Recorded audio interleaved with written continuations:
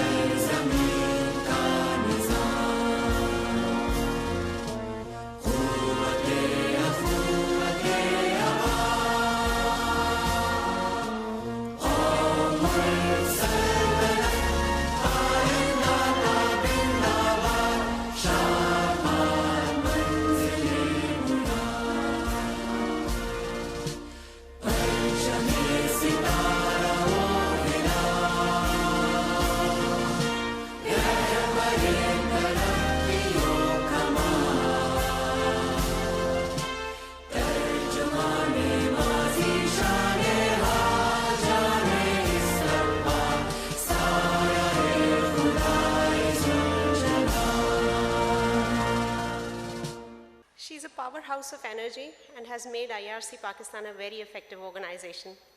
May I request our very dynamic IRC RCOG Pakistan Chair, Professor Dr. Nazli Hameed, to deliver the inaugural speech.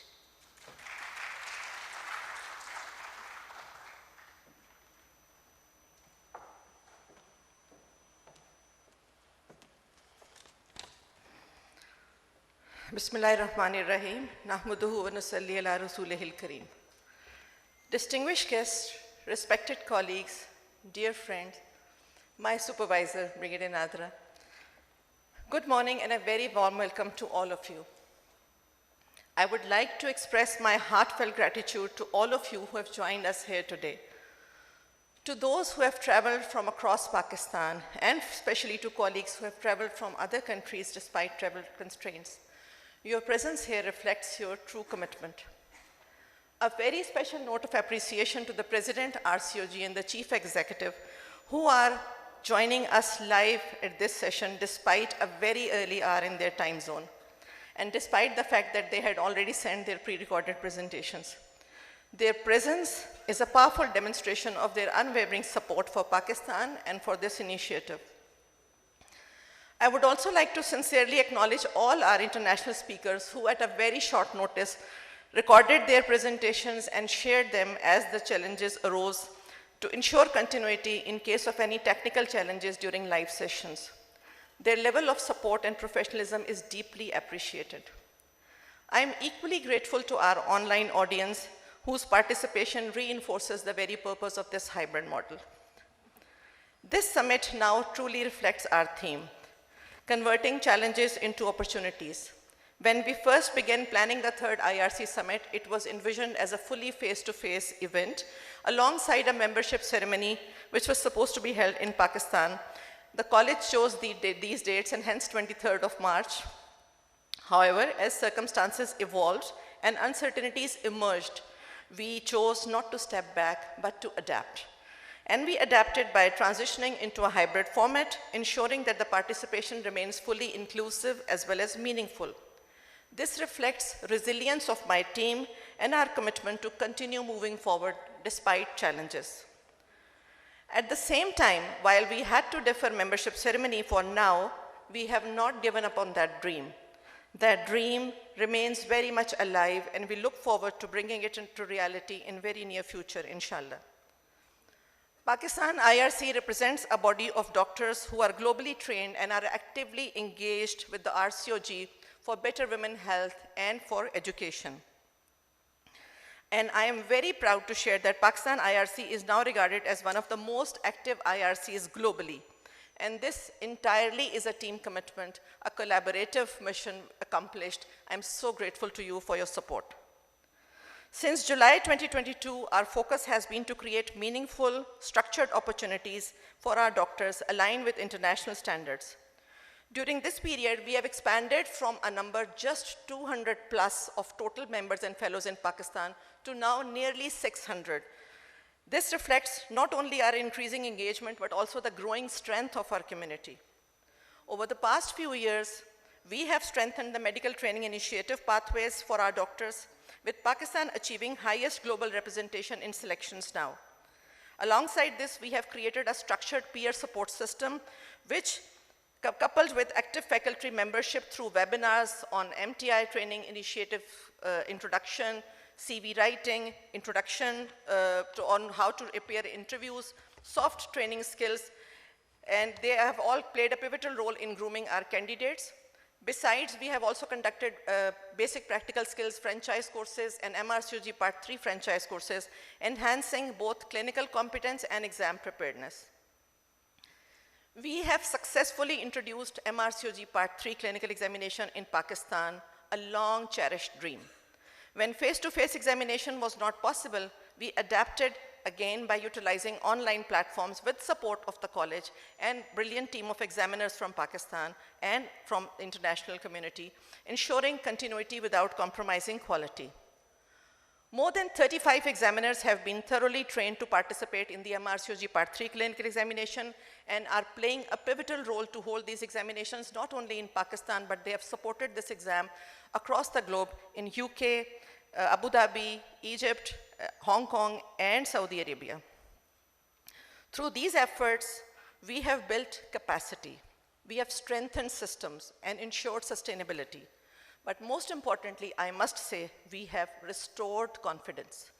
Confidence amongst our trainees, our faculty, and our institutions that when work is organized, purpose-driven, and meaningful, results are bound to be achieved. The journey has been underpinned by our collective perseverance. On a personal note, this journey is more than just a professional role for me. It's an ongoing contribution based on my very principle of country above self. If Pakistani doctors are better trained, if Pakistani women receive better health care, and if our systems continue to strengthen, then all this hard work brings true meaning and a sense of self-actualization to my life.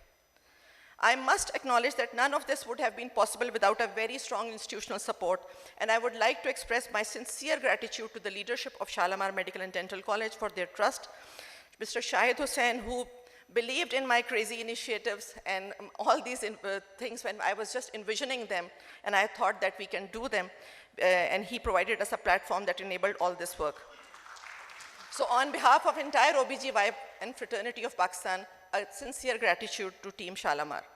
I am also thankful to our IRC committee members, MNCH Secretariat, Administrative, IT, Finance, and Marketing teams for their incredible support. I am indebted to our faculty members, senior registrars, residents, and house officers who not only supported in organizing this summit, but ensured that clinical services continue seamlessly. Let us continue to work together with integrity, purpose, and shared commitment to further advance women's health and academic excellence in Pakistan. Thank you once again for your presence, your trust, and support. I wish this summit and our young doctors every possible success. Long live Pakistan.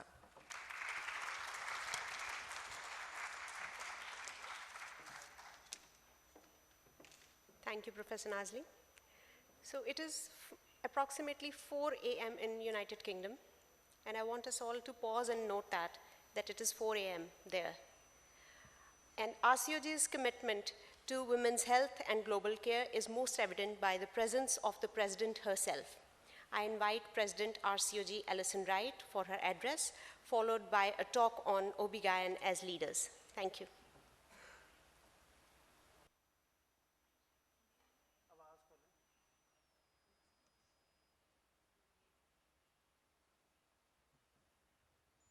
Yes, you can hear me?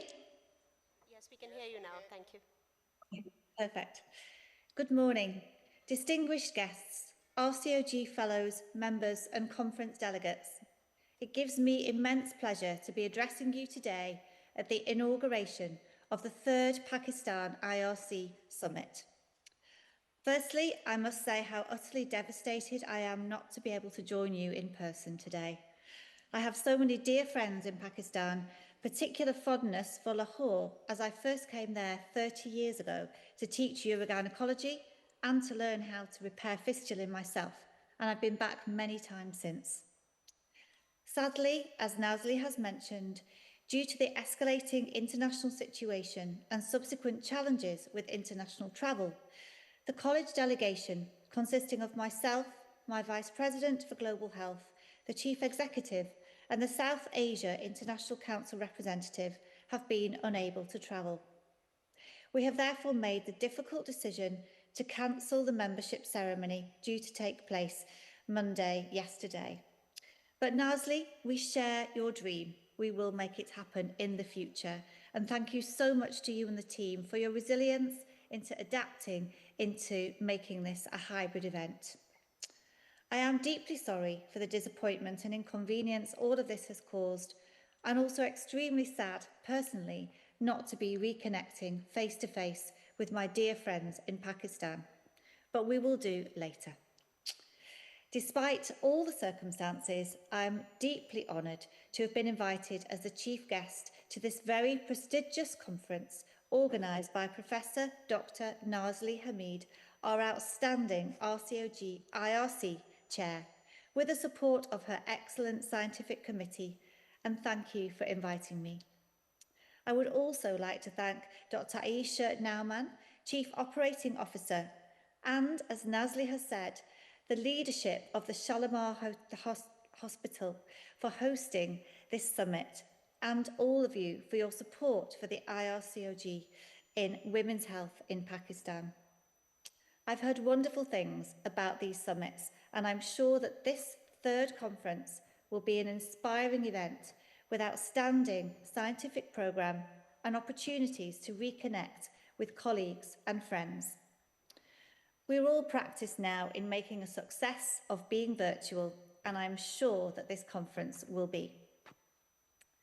At this early stage in my presidency, it is my great pleasure to have the opportunity to connect, albeit virtually, with so many of our fellows and members and associates, as well as with colleagues from the wider ONG community in Pakistan. With the RCOG membership growing around the world, and particularly, as Nazli has said, in Pakistan, I want you to know how the college can really support you in advancing the care of women and girls in Pakistan and beyond. As your president, on behalf of your college, I'm absolutely committed to supporting our members and to helping you with the challenges you face as obstetricians and gynecologists caring for women throughout their lives. In alignment with the theme of this summit, I look forward to working with you to reframe these challenges and so that we can collectively transform them into opportunities to improve outcomes for all the women we serve. My presidency has 3 strong pillars: supporting our doctors, modernisation in obstetrics and gynaecology, and collaboration.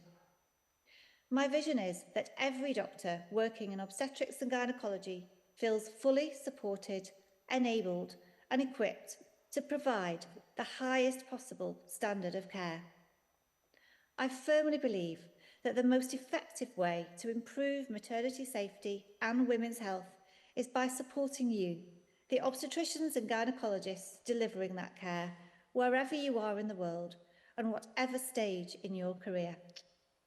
For the next 3 years, my focus will be on supporting all of you, our members and fellows, because by doing so, we will improve care for women everywhere. So how do we do supporting our doctors whilst modernising and improving care?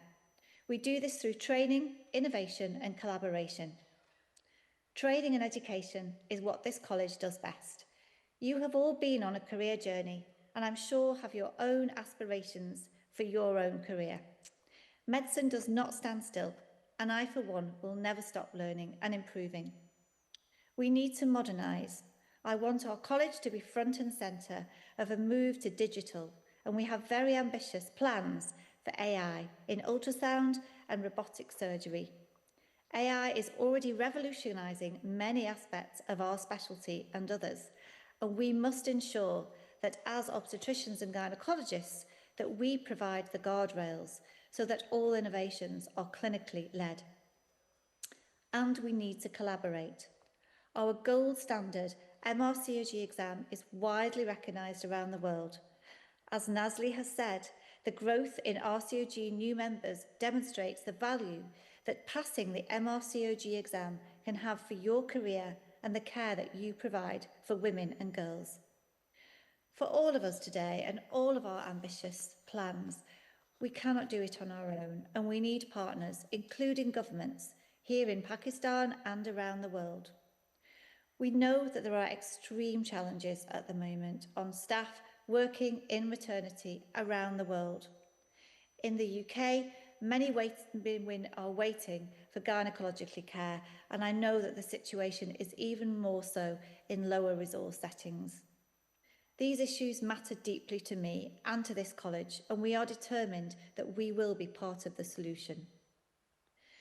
Together, we can and we must do better for women. By working together as the global RCOG community, I know that we have the solutions to transform maternity and women's health. I'm genuinely optimistic about the future, partly because I'm optimist by nature, but more importantly, because I can see the energy, passion, commitment of the Pakistan IRC and all of you here today. Through training, innovation and collaboration, we will support each other to improve care in the UK, in Pakistan and around the world. Pakistan is a country of great importance to us at the college, and I am counting on you, our members and fellows in Pakistan, with the help of the college, to support each other, to champion innovation, to build partnerships, and above all, to improve care for women and girls. Thank you. Do enjoy the conference, and I look forward to all our conversations over the next couple of days. Thank you. So Nazli, I'll now move into the next talk, and if I can just share my screen. Hopefully you're seeing that now. So I will go straight into my talk, the first talk, which is leadership and advocacy in obstetrics and gynaecology. And it gives me great pleasure to speak to you about this today. So leadership is a set of mindsets and behaviours. This is certainly one quote. Everyone has their different definition of what leadership is, and these are just 2 of the many definitions around. These are some people whose leadership styles I really admire. Most of them I have met, some of them will be familiar to you, Jacinta Atern I have not actually met or worked with, but she is someone whose leadership style I really admire, and I think she really demonstrated to the world how somebody as a leader can be both strong and compassionate.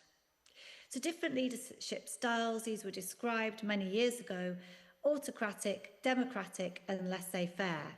And of those three, it was found way back in 1939 that a democratic leadership is generally considered to be the most effective style. Democratic leaders offer guidance, but they also include the group. And in one study, children in a group were maybe not as productive in the members of the authoritarian group, or most obviously, but certainly their contributions, so longer term, this was of a higher quality. Democratic leadership is where the leader makes the followers feel like they are the important part of the team, and I personally feel this is really important, as well as this having been evidence-based.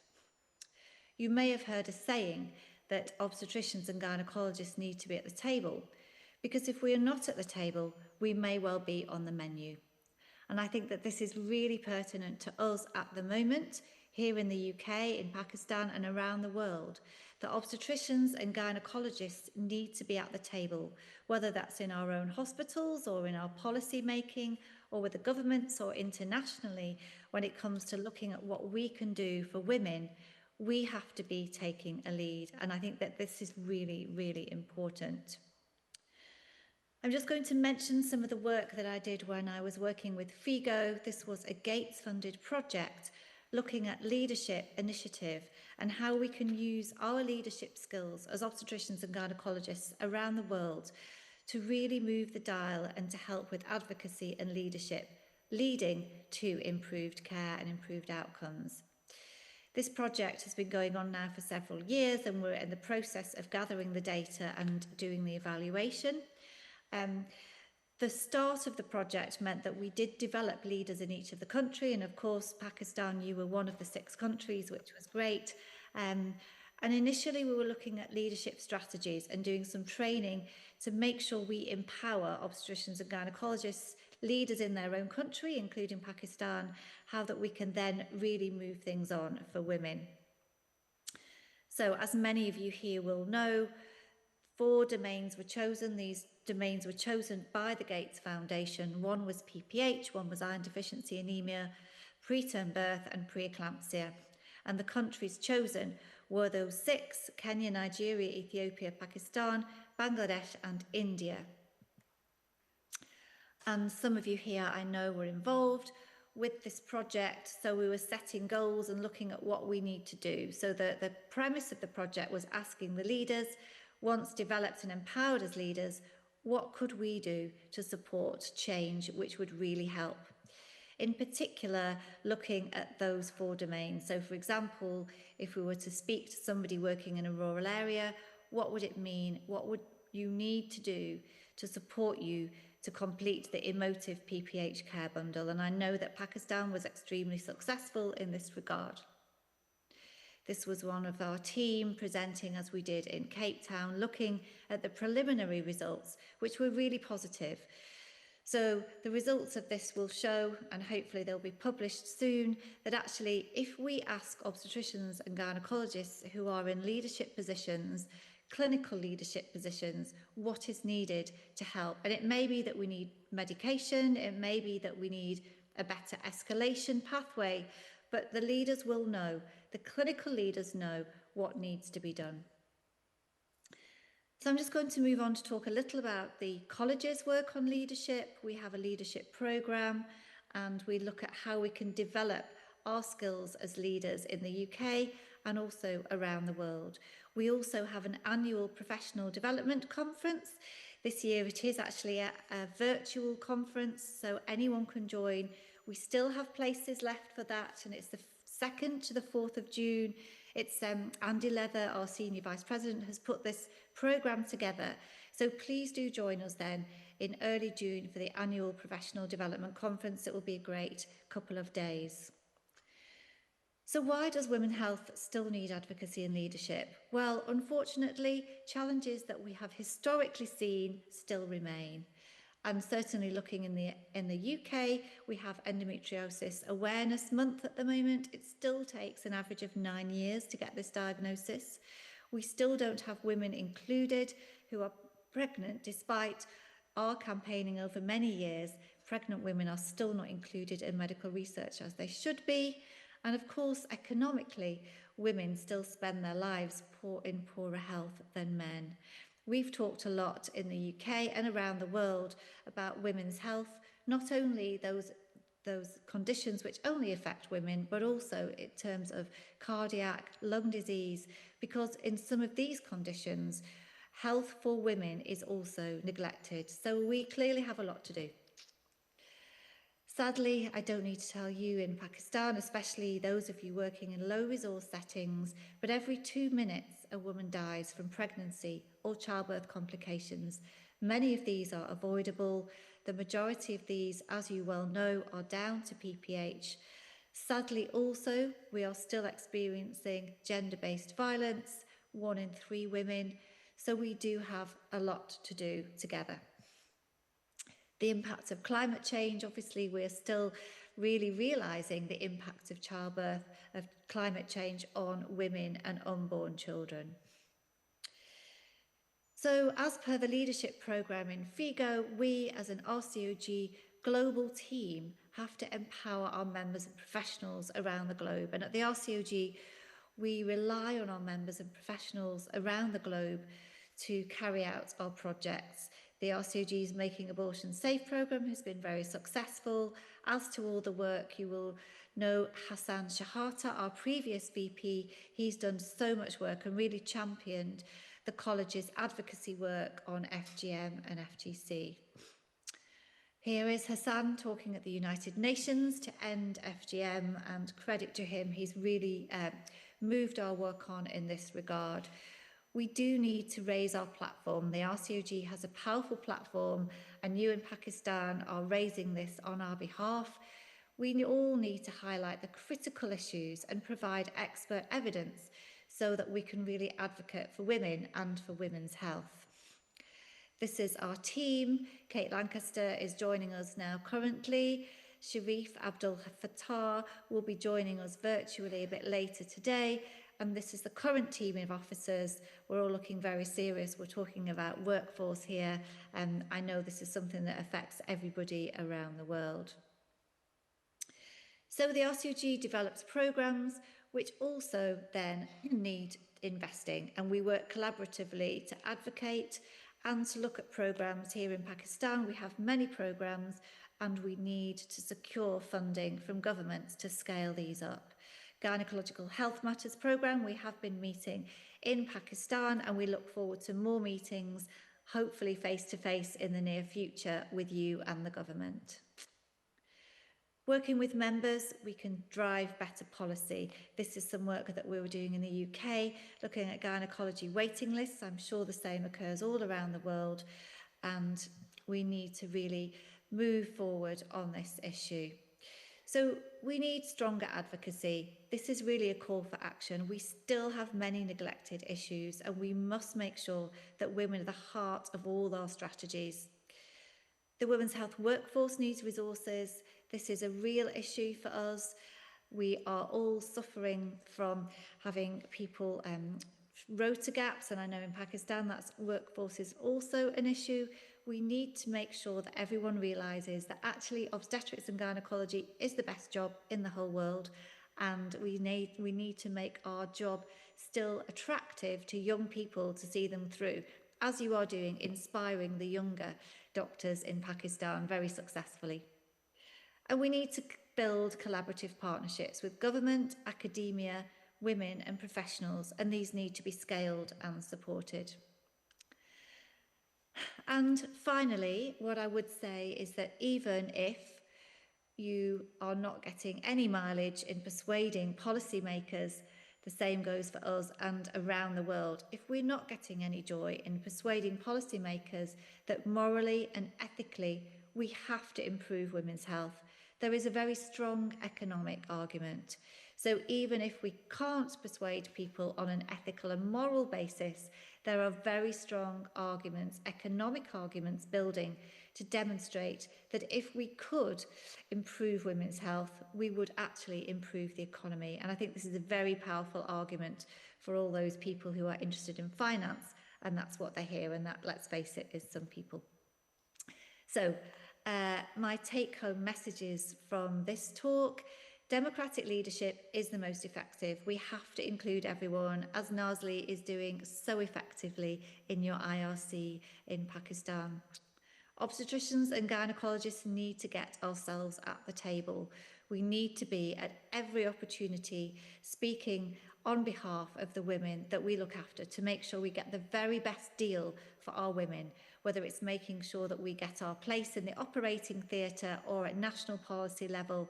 Every single level, we have to be there fighting and advocating for women we look after.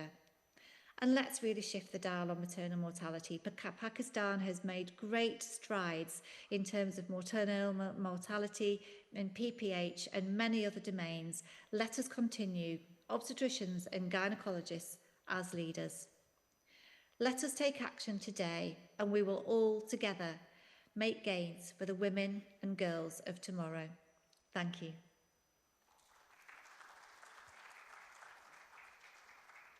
Thank you so much, Alison. On behalf of Pakistani doctors, I can say that we endorse your vision, and whatever we can do to help you realize this, you'd get support from Pakistan.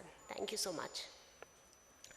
Our next speaker is the Chief Executive Officer of Royal College of Obstetricians and Gynecologists, Kate Lancaster. I must say we hold her very close to our heart for her commitment to the work she's done and for supporting IRC RCOG Pakistan. Kate.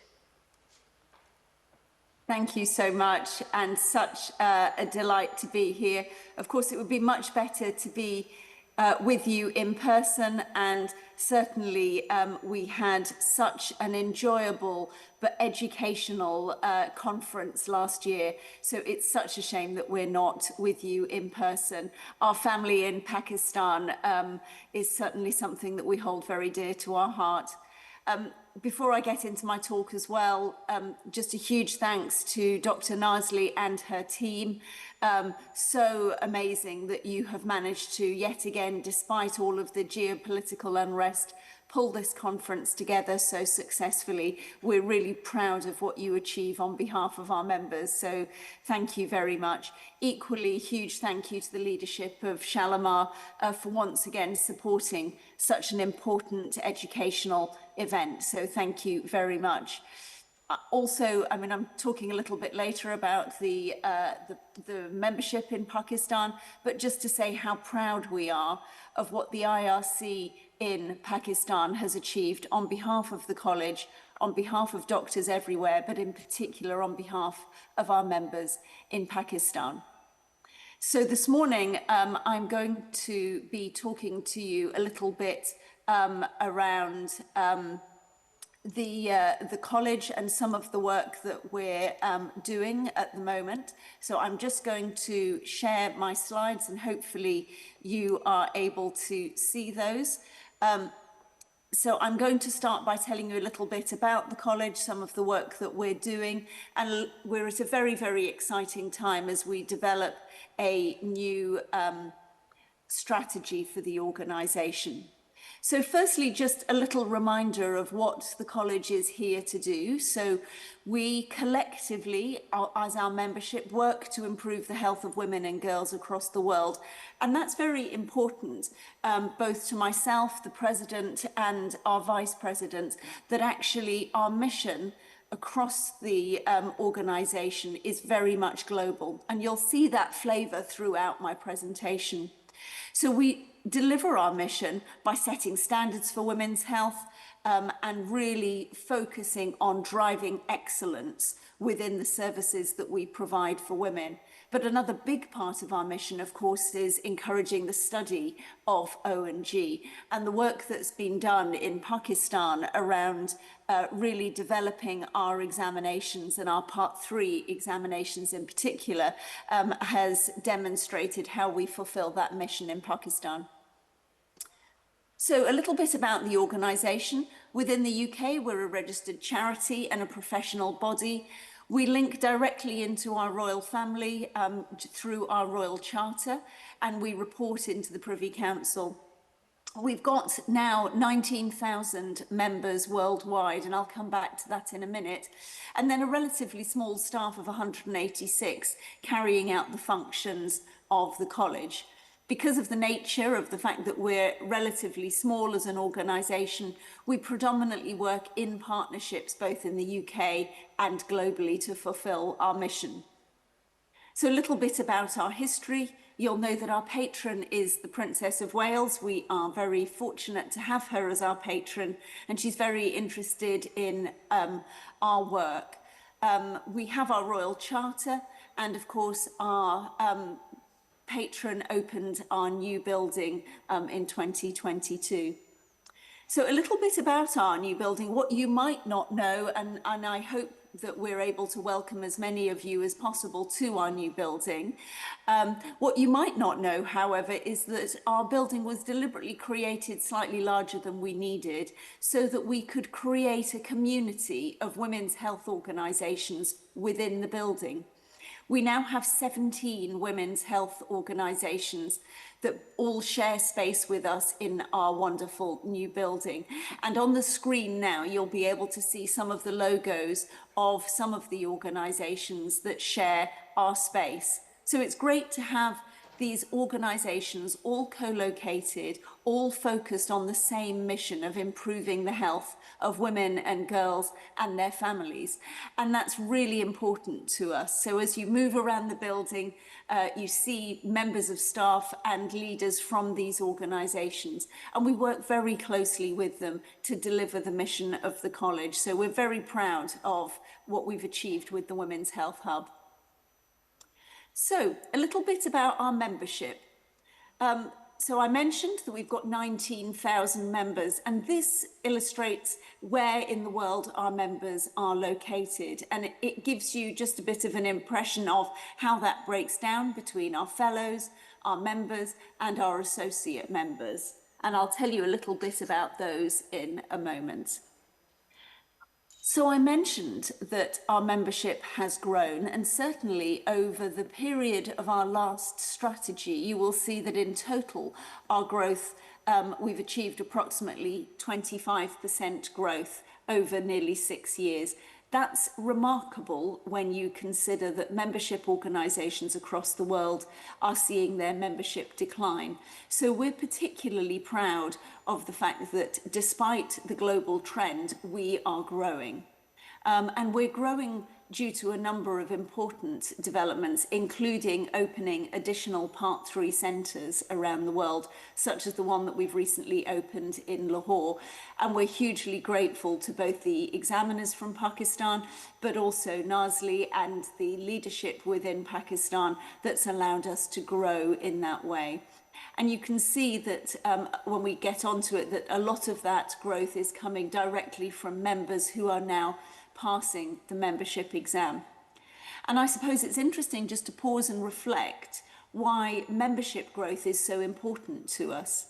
If you trace back to the original slide in my presentation, we exist to improve the health of women and girls across the world, and we discharge that mission through our fellows and members. So it makes sense that the more fellows and members we have, the greater the positive impact is on women's health across the world. So we're particularly proud of that membership growth. Now let's have a quick look at Pakistan. As Nazli said in her opening address, we now are proud to have nearly 600 members within Pakistan, and that represents a significant growth of about 13%. So we are seeing that growth happening. You'll equally see how the membership breaks down across the different categories, which is very important to us. We are focused on seeing that number within Pakistan grow and grateful to the support of the IRC in making that dream a reality. So a little bit about our strategy. So the organisation is guided by a 5-year plan, and we have just finished the 5-year plan that started in 2020. And of course, anyone writing a strategy in 2020 will remember, of course, the global turmoil that we had with COVID. But on this screen here just shows you a few of the key achievements that the college managed to secure within that strategy period. I've mentioned that over 5 years we grew by 19%, over the 6 years it was 25%, but importantly, 96% of those members of the college retain their membership.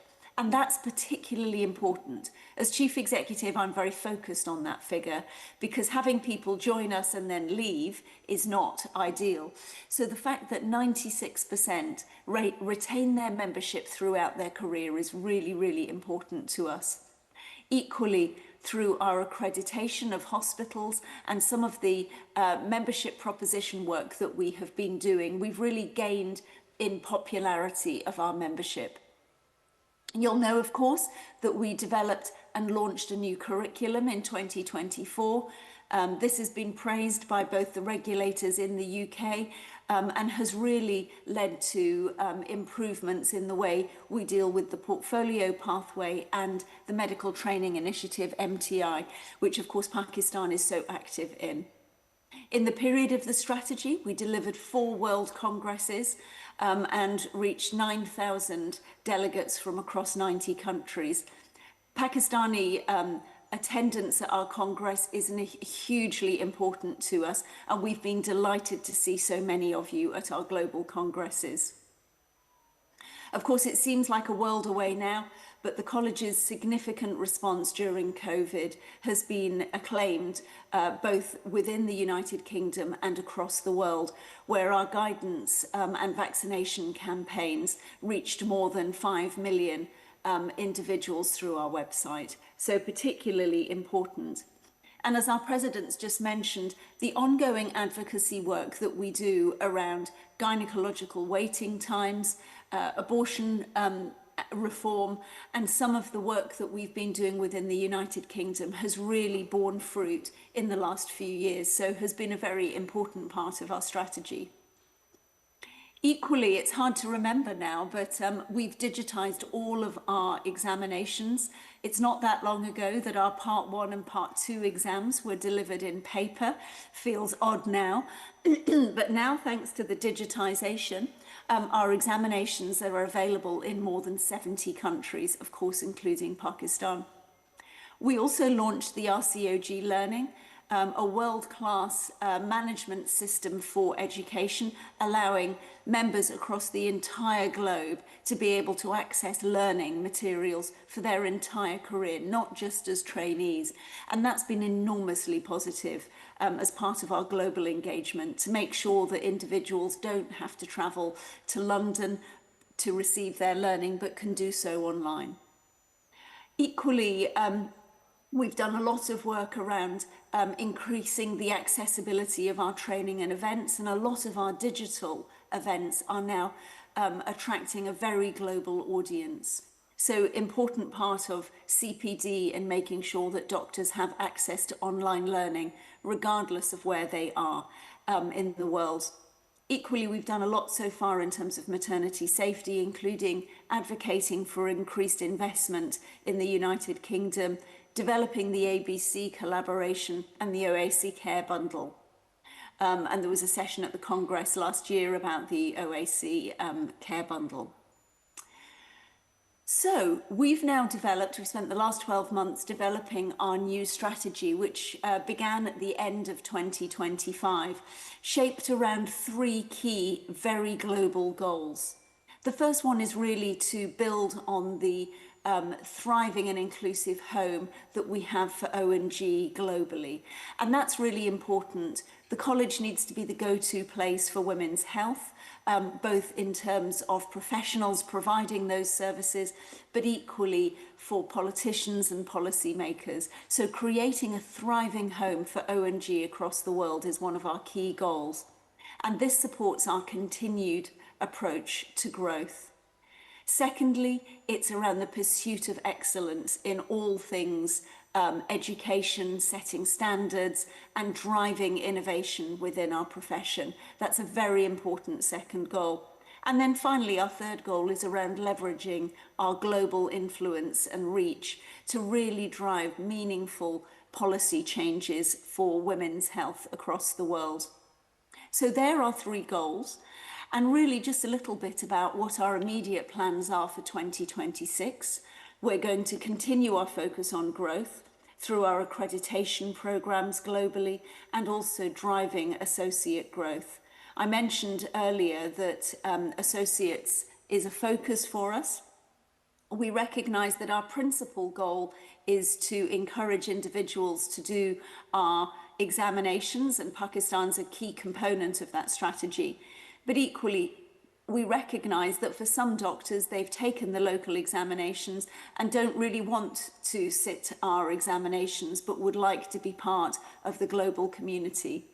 And our associate status gives that to them. So that's an important category of membership for us. We've been implementing a new membership system, an online membership system, which went live now 4 weeks ago. That's an important step for the college and will really improve the member experience as you log on to your membership portal and see all of the opportunities available to you. We're working very hard to plan the Congress in Kuala Lumpur in 2027 and very much look forward to seeing as many of you as possible attend. Equally, through our president, we're driving some cross-college maternity safety work for the next chapter of that particularly important element of our work. And we're continuing our advocacy work, continuing to deliver our Part 1, Part 2 and Part 3 examinations. And clearly with the global unrest that we have at the moment, we're focusing very much on how we deliver our examinations in May. Equally, our plan is to deliver 13 ceremonies across 4 countries, and we were particularly sad not to be holding the membership ceremony yesterday, but are already looking forward to rescheduling that for a time that we can come to Pakistan and welcome new members into the college. That's particularly important to us. We want to really capitalise on the Green Top guideline process. These are our flagship products across the world, and literally every country I've attended, the first thing they talk about is our Green Top guidelines. So we're very keen to build on that success and see if there's a way that we can develop guidance slightly more quickly. We've delivered our ABC4 pathway, and we've got a very exciting project in Malaysia that is launching in July when we're creating a new parallel pathway programme for doctors in training in Malaysia. Equally, our president has mentioned the drive for AI. We want to look within the college as well as outside the college for how we transform some of our operations. Equally, this last bullet is very important.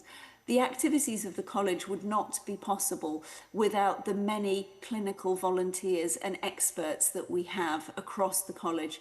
We're fortunate to have 2,500 clinical volunteers supporting our work. That's from clinical examiners, those writing guidelines, those working in our IRCs. Without those 2,500 volunteers, the college would be nothing. So we're enormously grateful for our global volunteers and the clinical expertise that you bring to those roles. Anyone wanting to become a volunteer, a clinical volunteer for the college, please do visit our website. There are lots of opportunities for you to get involved. And our volunteer roles span everything from being on committees to being clinical examiners, as I mentioned, guidelines writers, across the whole gambit of our work. There is nothing that we produce that doesn't have clinical engagement in it. So these are really important roles for us. Equally, just a little bit about a particular passion of mine, which is innovation and the work that we're doing with partners to really drive forward innovation. As an organisation, we set standards for the profession, we educate doctors so that they deliver the very finest care to women across the world. But our care cannot stand still. It's really important that we support the development of innovative new techniques and pathways across all elements of O&G. And a really important thing for us is making sure that clinicians are at the heart of those conversations, so that our clinical entrepreneurs and our clinical innovators really get the start that they need to bring their innovations to market. One of the things that we're certain about is that our fellows and members across the world see firsthand the problems that women face in accessing healthcare, and they're often the ones that come up with the best solutions. If you think about some of the really innovative techniques that have happened within O&G in the last 10 years, the vast majority of those have been driven by clinicians. So we've been working as a college with a range of other agencies across the United Kingdom to make sure that innovation is at the heart of everything that we do. We've been speaking to funding bodies, the architecture around innovation, so we have various government bodies that drive innovation across the whole of our work streams, and they also fund innovation. So that work has culminated in a range of activities. We delivered our third Accelerating Femtech programme this year, which takes 20 clinical innovations and drives them through a 6-month programme of support from every element of commercialising their activities and bringing them to market. That work's very much supported by our government and Innovate UK, as well as the Medical Research Council. And that's been a really successful programme that, as I said, we've delivered for the 3rd year running. Equally, a particularly exciting development that we would like to drive forward this year is the development of an innovation hub within the Royal College. I mentioned earlier that we have a women's health hub with 17 organisations all focused on improving the health of women and girls. They bring together advocates in the profession, but also, importantly, patients. And so we know that working with our partners, we have already got a wonderful landscape. We're going to be initially prioritising clinical innovators and helping to support bringing their activities to market. But the work that we are doing will be very much in partnership, and we have some bodies including ABHI, funding bodies, legal representation and government bodies that will be joining with us to drive that innovation hub. So that's a particularly important development for us in 2026, and we very much look forward to, at the next Shalimar conference, talking to you a little bit about some of the results of that innovation hub. So thank you very much for your attention today, and really delighted to be here, and particularly happy to take any questions that you might have about the information that I've shared with you today. But lovely to join.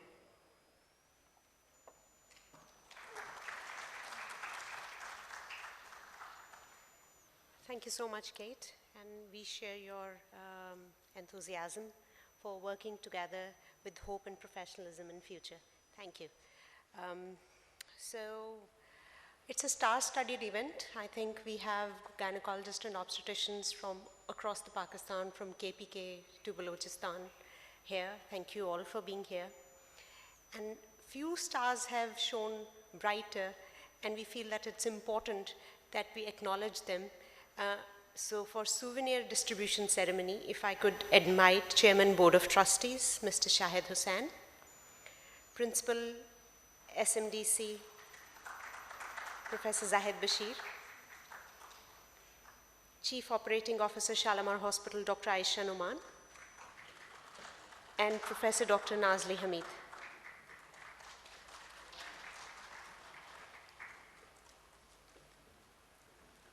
So the first person that we want to acknowledge is Dr. Durya Rahman. She's a gold medalist of MRCOG Part 3 examination. It's one of the toughest exams in the world, and here she is achieving gold medal in that. Many congratulations.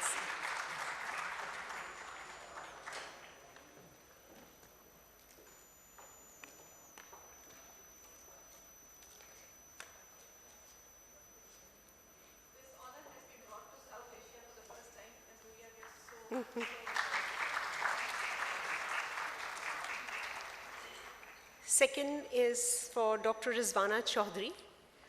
She's unfortunately here, not here because of her son's wedding, and Dr. Ghazala Mahmood would receive it. It is for first position holder for RCOG World Congress oral presentation.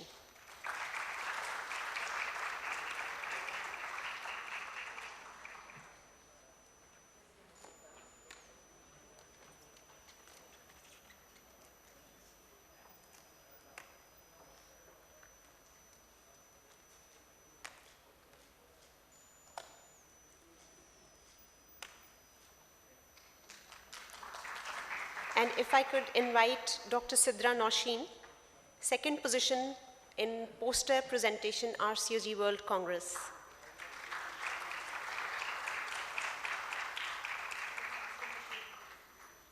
Dr. Shazia Mashir. Dr. Shazia Mashir would collect it on her behalf.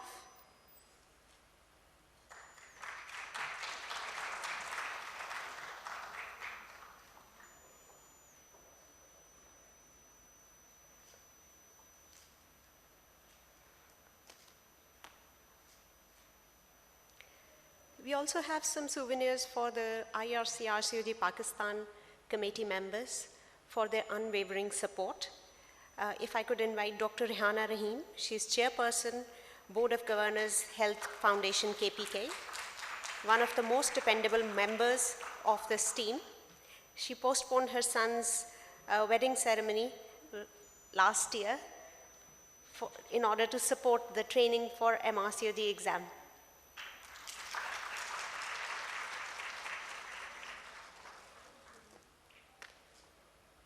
If I could invite Professor Dr. Sonia Naqvi.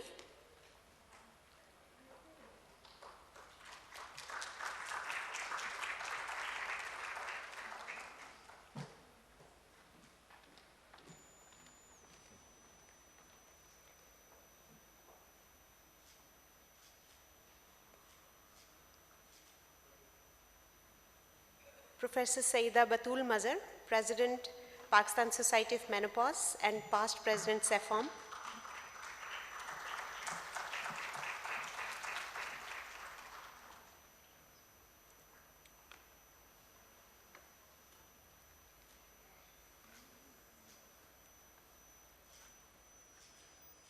Professor Dr. Shumaila Hanif, the lady who cut a lot of red tape for the RCOG team travel and visas for Pakistan. Thank you so much.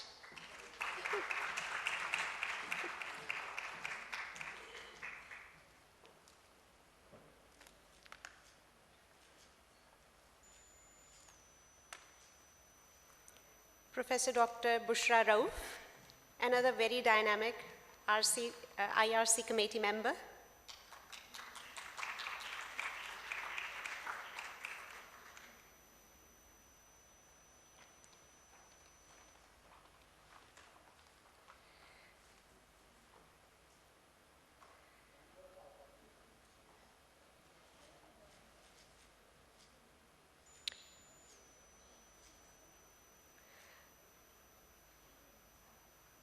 Dr. Farah Riaz has been unable to attend again due to her son's wedding and will join us later, however, in the summit.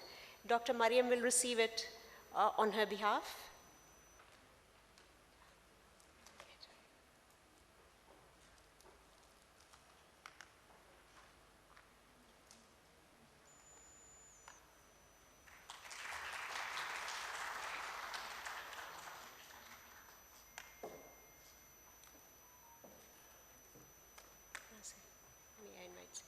And the last one, myself.